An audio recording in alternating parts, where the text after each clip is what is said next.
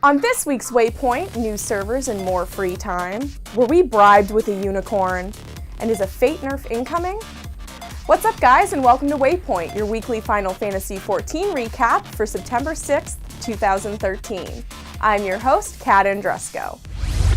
Square Enix implemented and tested server solutions last weekend and then rolled out the changes to live servers on Wednesday.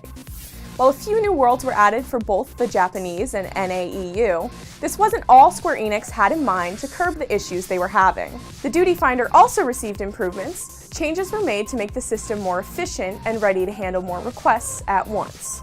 To make up for the issues, all players received an additional 7 days of free game time. This included version 1.0 non-legacy accounts, and was even expanded to include anyone that hasn't yet registered a software registration key.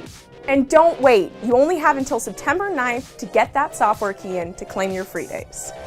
Also on the minds of players is the possibility of an AFK player kicking tool. It seems that large numbers of players were leaving their characters logged on to the game for extreme amounts of time, thus preventing other players from being able to log into the game. While at PAX this past week, Yoshi P was asked about this issue by multiple gaming sites, and each time he gave the same answer.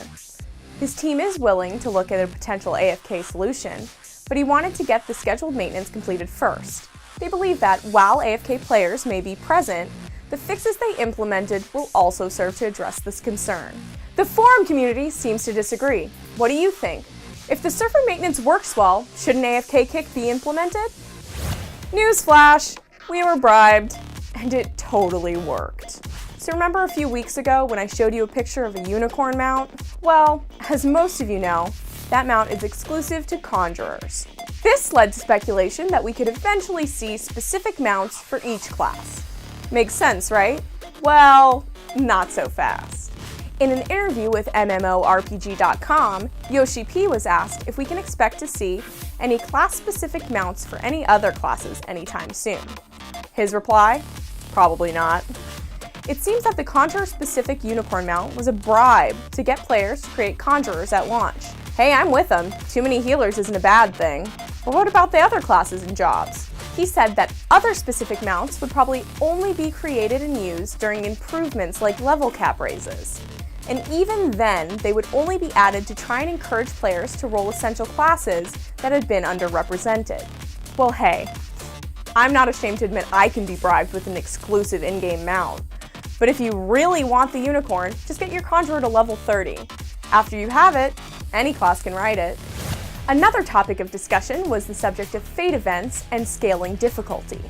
I know many of you playing have already realized that Fate events are a great way to level and gather seals for Grand Company advancement.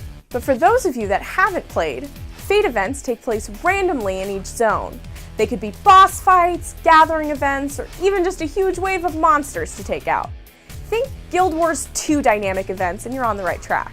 It seems that Fates are becoming the premier way of leveling, and in almost every zone, gamers are forming farming groups to just cruise the zone for easy experience and seals.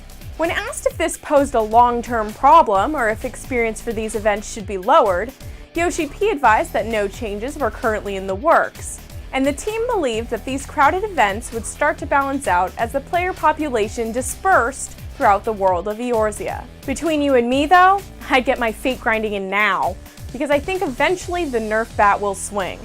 I mean, come on, the Sevaria Fate is so farmed right now, half the time the dragon keeps phasing in and out on my screen. Okay, so we covered Grand Companies and limit breaks in previous weeks. What can I tell you about this week? Well, how about you and your Chocobo Buddy? We've received questions about your little yellow friend, so let me help you out. Before you can use a Chocobo, you've got to get a Chocobo. You'll do this by completing one of the first few quests your Grand Company gives you.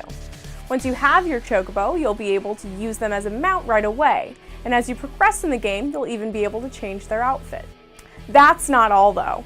Once you've completed the level 30 quest, My Feisty Little Chocobo, you'll even be able to summon your Chocobo as a battle companion. If you're having a hard time finding this quest, it's in Camp Tranquil.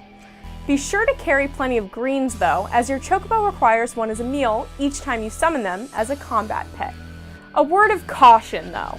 When summoned, your Choke will steal some of your XP in order to level up.